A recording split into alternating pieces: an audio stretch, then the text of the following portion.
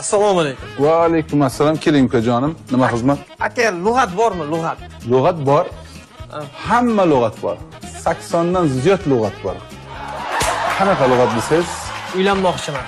O'rganmoqchiman, xotin tilini o'rganmoqchiman. Shunga menga lug'at kerak. Odam tilidan xotin tiliga o'rganadigan lug'at. Hazillashyapsizmi? Yo'q aka. Yo'q. Nima hazillashaman?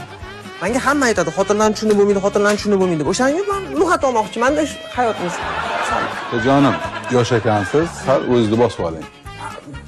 Xotin tilini o'rganaman deb olimlar juda ham harakat qilishgan.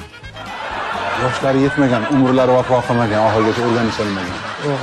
Ikkita olim oxiriga yaqinlashgan, endi o'rganib bo'ladigan paytda xotinlar tilini o'zgartirgan.